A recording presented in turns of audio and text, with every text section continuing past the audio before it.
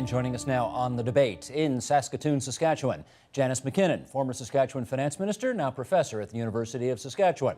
In the nation's capital, Ellie Albury, principal with Earnscliffe Strategy Group. And with us here in studio, Ernie Eves, former premier and finance minister of Ontario. Sheila Block, director of economic analysis at the Wellesley Institute, and Adam Radwanski, Queen's Park columnist with the Globe and Mail. Welcome everybody, and I just was watching you a little bit while out of the corner of my eye while Dwight Duncan and I were doing our pas de deux there, and you've done enough of those. What was going through your head while you watched that? I'm glad I'm not there. You're glad you're not there. You've done enough of those. Okay, well, let me start with the guy who's done 6 budgets. Every budget, obviously, is a mixture of a political document and a fiscal document. But we're here in an election year, just fewer than 200 days to an election. How does that ratio change when you're that close to an election? I don't think it changes a great deal. I mean, every budget is political in that whatever government is in power, whatever political party is in power, you have a long-term goal and an objective, and you set out policies that you want to achieve over 4 years, 5 years, 8 years, 10 years. And every budget is another step down the road to fulfilling those. However, obviously in the federal government's case, when you have a budget that's so close to an election, obviously you're going to be somewhat influenced as to what's going to happen a few weeks from now. Janice McKinnon, same question to you. Yeah, I was actually surprised at the extent to which politics seemed to dominate this budget more than I would say normally. When I became finance minister, one of the things my predecessor said is the finance minister talks to international financial agencies, financiers around the world, and you really have to avoid partisanship. You have to stay on the high road. There are other people in the cabinet, like the House leader, that can get into the partisan part of the job. And what really surprised me when I looked at the budget speech, and even the comments here, was how partisan Minister Duncan really was. And it was really in contrast because last week I was covering the federal budget for CBC, and throughout the whole thing, right through the lockup, Minister Flaherty was absolutely on the high road. And when CBC phoned Minister Duncan to comment on the federal budget, it was like hyper-partisan, and it wasn't true of others. Like they had the Premier of Nova Scotia on, and he had his issues, but he also had some positive things to say. So I don't really think the level of partisanship that's being displayed here by this minister I think it's surprising, and I don't really think it's helpful to the government. Well, we've got a couple of clips here. Let's see if this captures that which you have just referred to. So, Michael, we have Minister Duncan, Minister Flaherty from their respective budget performances. Roll tape if you would. In our first 5 years as a government, we worked with Ontarians to repair and rebuild the province's neglected schools, colleges, universities, hospitals, roads, and bridges, sir. And we also eliminated a hidden $5.5 billion deficit that we inherited from those people across the aisle. And then, sir, our government will provide a steady hand needed to secure our recovery and strengthen the financial security of Canadians. We have a balanced plan to achieve these goals, a low-tax plan for jobs and growth. Mr. Speaker, today Parliament faces a choice. It is a choice between stability and uncertainty. It is a choice between principle and opportunism. I don't know. Ellie Albury, you come on in here. You helped Paul Martin with a lot of his budgets back in the 1990s. How partisan did you think it was important for him either to be or not to be when you were doing that? Well, I'm not sure the partisan's the right word. Political, I think, is really the word that we're grasping for here. And largely because, a government and a finance minister seems to me have 2 responsibilities. One is the larger responsibility towards the common good, do no harm and do some good as you manage the economy. And the other one is what government's all about, which is allocating resources, raising money, allocating resources, and making tough choices. And as you set your priorities and as you set your choices, you've got to bring the people along with you. You've got to get them to concur. Otherwise, you've got a revolt on your hands as you had in 1982. So I think that budgets are both an exercise in prudent management and an exercise in trying to communicate and win support for the choices you make as a government. Sheila, how do you see the ratio? When I think about both the federal and provincial budgets, the image that really comes to my mind is a donut. And what you have in this donut is you have some sprinkles. The federal sprinkles are The provision of a caregiver tax credit. Provincially, you have a promise of some more spaces in education. But what you really have is a hole in the middle. And the hole is really what Canadians and what Ontarians need to really help them climb out of this deep, deep recession that they were in, and just provide them with that support as they move out of it. What should have been in the hole that wasn't there? Well, I think there are a variety of things. The Ontario government made a commitment to reduce child poverty by 25%. What we saw was a reduction in OW and ODSP in real Ontario terms. Works, Ontario Disability Support Programs. We hate acronyms on this program, Oh, Sheila. right. You got to spell it out, okay? I'm sorry, All right. I'm sorry. Keep going. So we saw actually, a fallback in that in terms of real terms, because we saw a 1% increase in that. We have a real need for increased retirement security at the federal level. We saw a failure in that. Okay, let me go to Adam on this then. I think one of the things Sheila refers to here, I guess this is fair to say, neither budget, neither Flaherty nor Duncan budget, was particularly dramatic. They didn't roll out any fantastic new program, new tax cut, certainly no tax increase. In an election year, would you not want to do something kind of eyebrow raising in an election year? There was a little more of that in the federal budget. A few of these sort of micro-targeted policies, for small families, for parents, for firefighters. That's a little idea. It was a little, no, nothing big, but it was little targeted things aimed at key voting demographics. The Liberal budget provincially was interesting because it didn't have a lot of that. It did have, as we were talking about before, an awful lot of very partisan language. I found a little over the top on that. But it was oddly free of the kind of little trinkets and baubles that they tend to throw out. I think because they were actually trying to make the point that they're not including those. I think the point of the budget was sort of that it was a non-election budget. They weren't going to try to buy your votes, which very much made it an election budget because that was kind of their message. But I think the whole point of this one was sort of that they're not going to throw those things out there. Of course, the other consideration for them, for the provincial Liberals, is that with a federal election on, anything they did would be largely drowned out to begin with. If they do have anything really tasty they want to throw out there, they may want to wait for the platform to do that. Ellie Alboim, help me on that one. What's the conventional wisdom on whether you go for a new big idea just before an election campaign to grab some headlines or not? Well, Steve, it depends entirely on the context. In a striking way, Mr. Duncan and Mr. Flaherty have exactly the same objectives in mind because of their own particular political contexts.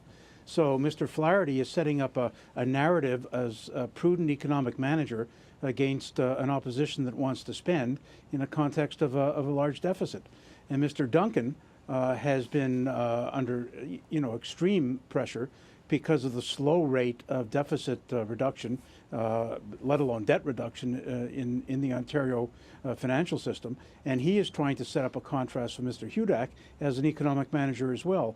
And in current parlance, at least the way Canadians see it, prudent management is deficit reduction and restraint. It's not spending on baubles that are meaningless. So Ernie Eves, let me take you back to 1999. This is the year you are first going to the people for re-election. You win your first election in 95, you're going back in 99 for re-election against Dalton McGuinty, then the opposition leader. As you entered the budget process that year, are you thinking to yourself, I got to hit a home run with something neat, new, and big, or is it more steady as she goes? No, it was more steady as she goes. We had achieved what we wanted to achieve in shorter time than we thought we could do it in terms of balancing the books of the province of Ontario. And quite frankly, we did have some money that we could spend, and we did spend it. But you could say that about any of the budgets that I introduced. It's interesting, everybody hones in on the cost-cutting, tax-cutting side of the Harris years, but nobody talks about the fact that we doubled the healthcare budget from $17.4 billion a year to over $35 billion a year when I left. Nobody hones in on the fact that we doubled the special education budget from $600 million to $1.2 billion. I see the McGuinty government has taken it back down again. I guess they're less committed to special education, if you want to get partisan about it. Well, Dwight Duncan says you put the debt up $140 billion in your time. And that's not correct either. As I recall, from Confederation until the David Peterson government started, the entire debt for the province of Ontario was $48 billion. By the time Peterson and Ray had left government, it was about $98 billion. When we left government, it was about 115, depending on whose interpretation you want, to $125 billion. And today it's $241 billion. And That's $250 billion. Peterson would want me to remind everybody here that most of that doubling of the debt didn't happen on his watch, it happened on Ray's watch. Well, that's not true. That's not true at all. That's what he'd say. Anyway, all right, well, Janice, let me go to you on that. Again, as you're going into an election year, when you're the minister in charge of the books in Saskatchewan, how much do you want to hit that home run, or how much is it steady as she goes? Well, I think Ontario's in a real tough spot here because they had the recession, no doubt about it, and that hit them hard. They did a lot of big spending earlier on, you know, the full-day kindergarten, all the green initiatives. Now they're going into an election and they don't have room. You know, I think voters, by the way, are cautious about big spending too. I think they're leery if you make them a big promise.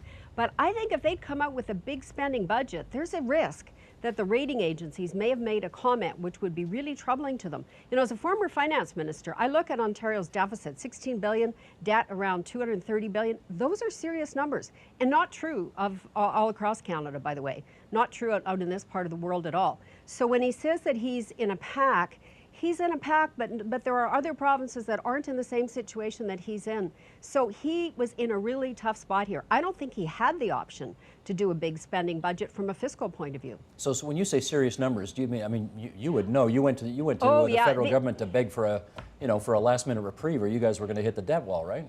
Yeah, I worry about Ontario because as somebody who did, you know, we actually had to get to a crisis here before action was taken. Ontario's in that pre-crisis stage. They have not for a number of years taken their fiscal situation seriously, I would say. Of all the provinces, they've been the least concerned about their fiscal situation. Even last year, Quebec made some efforts, you know, changes, some tough decisions, tuition, the talk about user fees in healthcare. They were trying to grapple with it. Ontario really hasn't.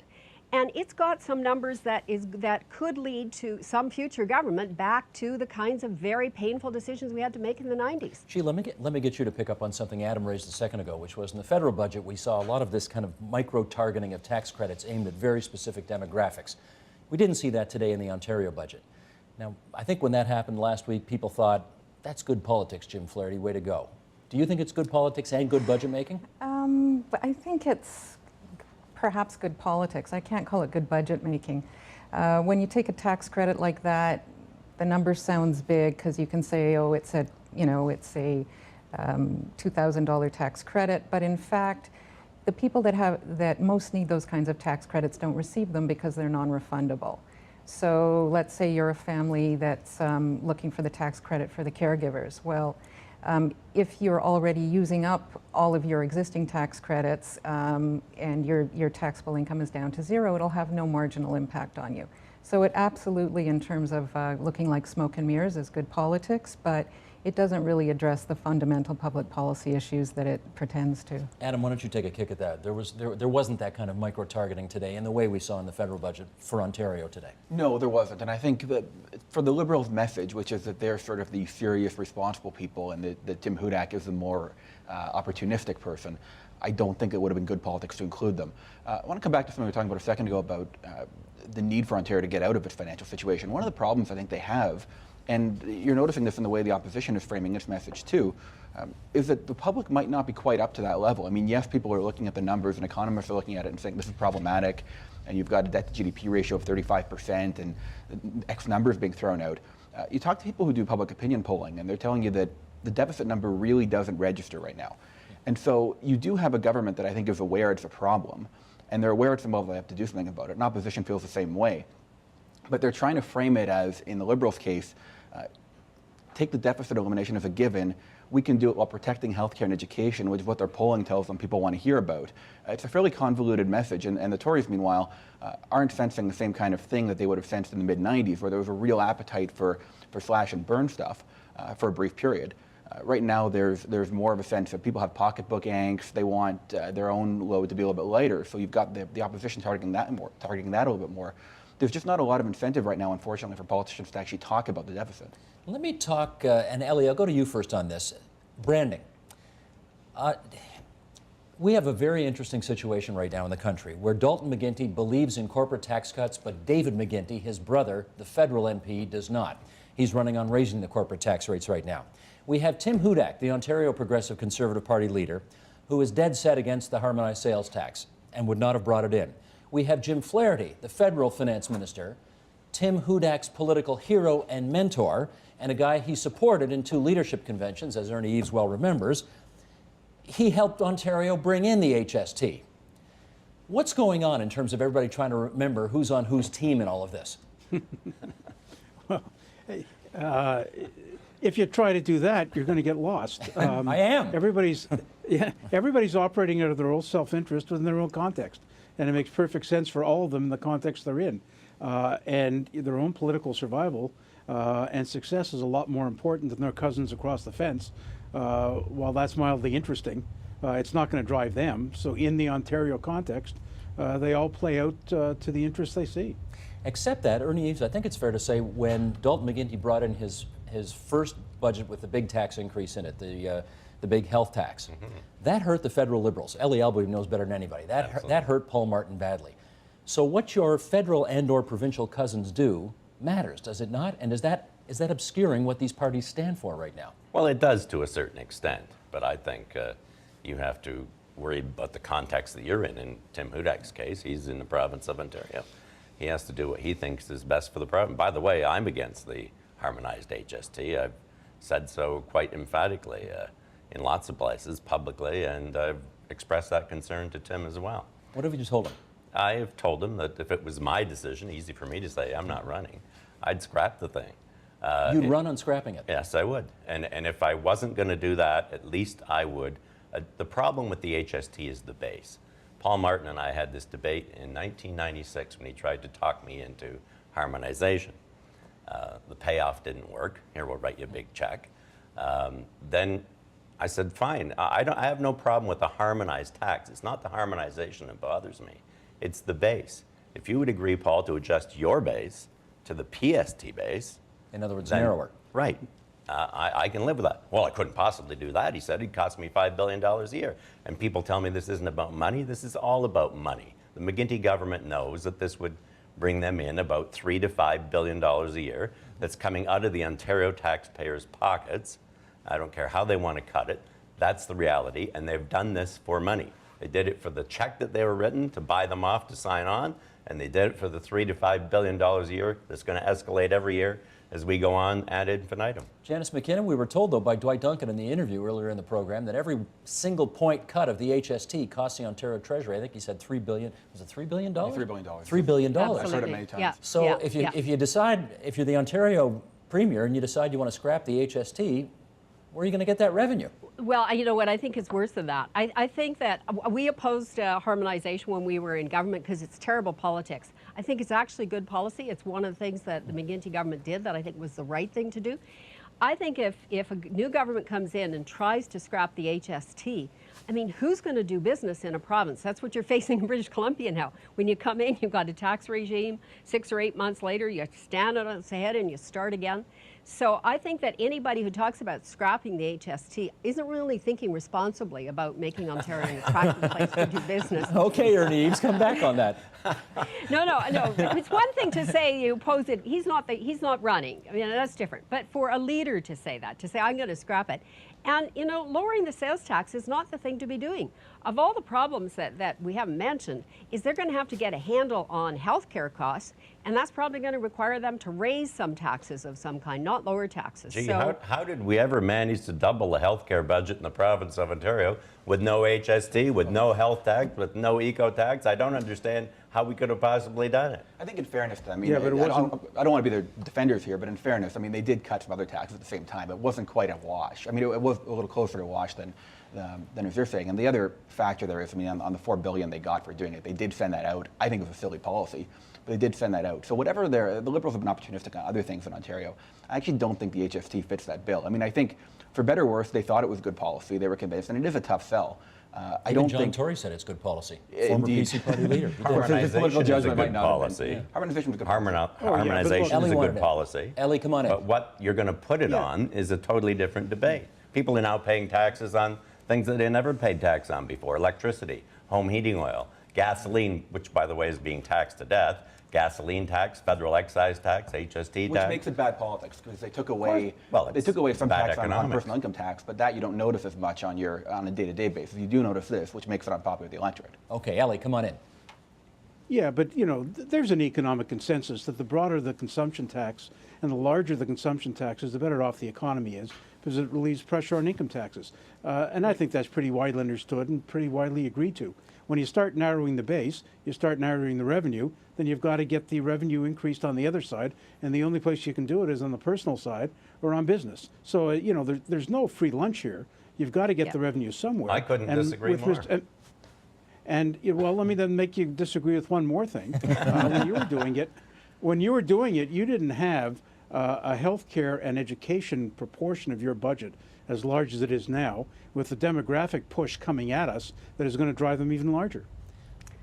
They've got to be funded somewhere. Well, yes, yes, they do. But you know, we have a fundamental difference as to how you approach this. Your approach is we just raise taxes and get more money. My approach was to lower taxes 222 times and get billions of dollars more a year in revenue, because there's almost 1 million more people working and paying taxes that weren't paying taxes before. There's a fundamental difference in philosophy as to how you go about dealing with everything. Ronald Reagan tried it too. There's a difference there. Ronald Reagan didn't try it. Go ahead. No, I think there's a difference. I think, Ernie, you can make that argument on a tax like the corporate income tax, because it's a very small amount of money, really, that you're spending. But I think it's really hard to make that argument on a broadly based tax like a sales tax. When you lower that sales tax, it is going to cost $3 billion, and you're not going to get $3 billion back. And so, just as you know, the government in Ontario has been not responsible, I don't think, in tackling the fiscal situation. Anybody who thinks in this fiscal situation they can cut the sales tax, the HST, and lose $3 billion in revenue and somehow or another be okay, that doesn't add up either. No, but Janice, even you admitted it may be irresistible politics, right? Well, but you know, I'm hoping that they actually think about the day after. They have to get there, and then they have to say to people, look, we're really sorry. Either we can't do this, or else in order to do this, we're going to have to do some other things that you're not going to like. I mean, I just wish that when people went into election campaigns, they thought about what they're going to say to the voters the day after they're elected. Well, Ellie, let me get you on this, because you've advised some politicians in your day about what to do at budget time. If you were advising Tim Hudak, would you say, look, cut that HST, nobody likes it, it's pretty good politics, you'll win the election? I don't know what you'll do the day after, but you'll win the election. Would you advise him to do that? Steve, I don't think I can offer that advice. It just seems so wrong to me. If you're asking me politically, you know, just parking the moral side of it, or at least the economic theory side of it, then the answer obviously is yes. That's what's happening in British Columbia. They're lucky, I guess, that they can hide behind the referendum. But they're going to be in quite a pickle by the time that thing is defeated. The feds ask for their money back, and British Columbia is going to have to replace all that revenue. Okay, let's talk deficits here. Adam, I'm going to start with you on this. Back in the 1990s, thanks to people like Paul Martin, Ellie Albuim, Ernie Eves, Janice McKinnon, there was a sense in the country that deficits, if not evil, were, their day was done. We really had to stop running them year after year after year with no apparent attempt to get back to balance. That doesn't seem to be the case anymore. We don't seem to fear deficits as much anymore. Why don't we fear the politics of deficits as much anymore? It's hard to say. I think part of it is that we've been through it before, and there's a feeling as though, well, we got out of this once, we can do it again. I think the other thing is that it's the company we're in. I mean, pretty much everybody has a deficit right now. Dwight Duncan can get up today and cite a whole bunch of different countries that are in worse shape. And not just on deficit, they can show debt to GDP and say, look, here's Italy, here's Great Britain, all of these guys are in horrible shape. So it gives them a bit of a free pass. I think what's going to happen is, and what I think they're afraid of, is getting caught behind the curve. I think that's the fear of most finance ministers and most governments right now, is you don't want to be Ontario with a deficit when everybody else in the country's gotten rid of it, nor do you want to be in Ottawa if that happens. So I think it's got to be kind of a mutual pressure thing. I don't think we've reached that point, and I think to some extent politicians are trying to condition the public for that a little bit. Maybe the federal Conservatives are doing that a little bit too, with their promise of a tax relief to come in if and when the deficit is eliminated. And maybe that helps. Maybe that attaches some importance to it. But I don't think they think the public is there. In an election year, it's just not in their interest to talk about it. Okay. Ernie Eves, how about you on that? The politics and the fear of deficits doesn't seem to be there anymore. How come? I think the people are concerned about their taxation levels. I would agree with you that they don't appear to be as concerned about deficit and debt levels as they were back in 95, the late 90s, even early 2000s. However, I do think that they are concerned about their taxation level. I mean, fine, we can debate about the HST and what that level should be, But when you're paying more and more and more every time you turn around, and it's the people that have the least disposable income that are the hardest hit by consumption taxes. I firmly believe that if you want to stimulate the economy, the best way to do it is to cut income taxes and to cut corporate taxes. Sheila. I think actually citizens remember that just 18 months ago, everyone, including the IMF, was saying we're in real hard trouble here. And what we really need is we need government support to move us out of this. So I think the change in the message is there.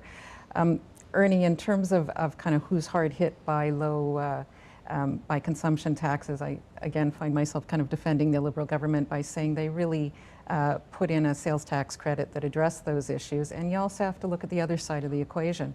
Who benefits the most from government spending? And it is low-income people who kind of need those services and can't buy them outside of government on their own if they're not there. And in terms of kind of levels of taxation, as a share of GDP, with a great contribution from you, the levels of government spending and expenditure have decreased dramatically in Canada and in Ontario, and not everybody thinks that's a great thing. Now, when you say great contribution from him, you don't mean that in a good way, right? You mean that, I'm just checking. Depends on your values, Yeah, I you understand. know. Ellie, help us out on this, because you, of course, were advising Paul Martin at the time about, essentially educating the public on the evils of deficits. We don't seem to fear them anymore as much. Why not? Yeah, educating the public, I think the public was actually a little bit ahead of the politicians at the time. Remember the context, a terrible recession in the 1990s, awful fiscal conditions in the country, high interest rates, high unemployment. It was a very difficult time. The world, we had the collapse of the Mexican peso. All the conditions kind of came together for people to say enough is enough. And then, after a little while, we launched into 10 or 12 years of surplus, and people saw the obvious benefit of it. But then the narrative changed again with the collapse 2 years ago. And suddenly people were being told to get out of this, as Janice said, we need to run deficits, and we need to run large deficits. And the Americans ran deficits that were inconceivable 5 years earlier. In that kind of circumstance, it's not surprising that people are a little rudderless about the issue. They don't think things are as bad here, and they're being told that, as they were back then. And they've got some pressing issues left over from the recession, where people were hurt, and they think government has a bit of a responsibility to help them out a bit. Janice McKinnon, do we need to start fearing deficits more? Well, I think part of the problem here, there's two problems, I think. One is when we had deficits in the 90s, it was a national problem. There's really an east-west divide here. Deficits aren't really a big problem in Western Canada. Saskatchewan, for example, its budget was a surplus budget. So it's not across the board. There are some provinces like Ontario, Quebec that we should all be worried about. But I think the other thing is, I think people understand that deficits aren't good, and I don't think they're comfortable with them. But I think they also believe that they were hammered by the recession. They're feeling their pocketbooks being hit, and they're not ready for governments to hit them again quickly until they actually feel there's no other option. But I think that one of the other parts of that could be, and we'll see in the federal election if this is right, I think voters, though, are more fiscally cautious in this sense. I think they're going to look very strangely at somebody who makes big spending promises. I think they're not up for great, big, grandiose spending promises, because I think they understand that we don't have the money for it. In the long term, you're going to pay for it in one way or another. Let me follow up with Ernie Eves on that, because, all right, so no, go ahead, Ellie, tell us. With one nuance, if I may be permitted, if the big spending thing is in an area of real concern, I think people will accept it. For instance, if I think that there was a major policy initiative on pensions right now, I think there'd be a lot of support, even though it costs a lot more. But I think the window's very, very narrow. On that, Sheila agrees, and she thinks you've made a valuable contribution. Ernie, let me try this with you. Health, education, interest on the debt. Is that about 80% of your budget right there? That's a huge amount. A huge amount. I think okay. Interest on the debt now in Ontario is about $10 billion a year. Right. So you add healthcare and education into that, you're looking at about 80% of the budget. In which case, how much room does a finance minister really have to do anything creative when you got 20% of the budget to play with? Well, you're exactly right. I mean, and the more and more we spend on healthcare, the less and less latitude any government's going to have to spend money elsewhere. So sooner or later, we're going to have to come to grip with the issue of healthcare, the cost of healthcare, and how we deal with it. How frustrating, Janice, is it for finance ministers when their hands are really tied on so much of their budgets, aren't they? Well, I thought it's funny because the minister was saying he wanted to protect health care. What he needs to do, and you know, you don't do this before you go into election. All governments, all provincial governments are going to have to start doing something dramatic with healthcare. I mean, they got lots of different options here, but the idea that you're going to be able to just kind of keep it the way it is and it's all going to work out with the aging population, with the numbers going the way they are, that's not going to be the case. So it was actually, I was thinking he needed to be saying the opposite. We're going to actually have to tackle the healthcare issue when the next government is elected, because it's going to have to occur. And the federal government isn't going to be able to bail them out. You know, the idea that somehow or another all they need is more federal money, that's not going to be the answer to the problem with healthcare either. Adam, you want in? I was going to say it's interesting. I mean, we've typically heard expressed as a concern that healthcare and education are going to wind up chewing up the whole budget. There'll be nothing left for anything else. The funny thing about the budget the Liberals brought forward today was that they almost embraced that. I mean, they're talking about protecting healthcare and education. That is an election theme, pretty much the exclusion of other things. And when you look at how they've planned out their return to balanced budgets, a lot of it has to do with finding efficiencies in other departments, squeezing here and there. At the same time, they've appointed a commission to review public services with the mandate to do all kinds of stuff, but don't look at privatizing healthcare. And I'm not saying necessarily should, but it really shows that they've identified those as the two areas that the public really cares about. At some point, the public's going to have to consider, what kind of government do we have if they don't do anything else? Ellie, tell us this. Yeah. I mean, I presume that the fiscal health of the province and/or country is important to people as they make up their minds on whom to vote for. If that's the case, and budgets are very political documents in an election year, how reliably can we assume the numbers are being portrayed to us? How much faith can we have in these numbers, I guess is what I'm asking. You mean in what the finance department produces? Indeed, like in the numbers that the federal minister of finance and the provincial minister of finance have put out today, should we take those to the bank? Oh, I think that you can take them pretty closely to the bank. You know that there's a cushion that's built into them, and they're explicit in both cases. Both the federal government and the provincial government have said we built these cushions in for unforeseen events. There may be a little bit of an overemphasis in some of the base numbers and reference numbers for individual departments to give them a little more leeway. But look, this is all driven off the private sector projections. It can't vary too far from private sector projections. In fact, in Ontario, they explicitly took the private sector projections and took them down a bit, 0.1 and 0.2%, to give themselves a little pad. Because after all, if the economy and the actors in the economy can't have confidence in the numbers of the departments of finance, it's not clear how people proceed. You can't play around too much at the margins of this. Where people unfortunately do play a little bit is as they look forward down the road in 5 years' time, and they say, we will accomplish the following over 5 years. The Liberal government did it in Ontario today. They said they would find savings, didn't identify how the savings would be found. I'm a little dubious. They said they'd hold program spending to an increase of 1%. They haven't managed to do that thus far. So there's a little bit of smoke and mirrors on that. But the actual numbers themselves, I think within a margin of error, you have to be able to trust them. Let me ask our two finance ministers this question as well. Janice, to you first. Do finance ministers, hang on, here's the question. Do finance ministers worry? I guess the interesting thing about these two budgets that have come out in the last couple of weeks is that the guys who brought them in actually don't know if that's their last budget. I mean, if they get to bring another budget in, it's because they'll have won an election, and they don't know yet whether they're going to do that. So, do finance ministers worry about how much down the road this year's budget will have an impact? Or is it only this year they worry about? Well, I think a couple things. I think, first of all, you got to remember these budgets are being written for international financial agencies, for credit raters, so you can't fiddle around with the overall numbers. And so you have to be credible, and you have to have a plan going forward that they look at and they say, yeah, that's a credible enough plan. So that that short-term thinking comes in is just like was said previously. The spending numbers. We're going to constrain spending to 1%. Well, a credit rating agency says, well, maybe they can. We don't know, but you can't.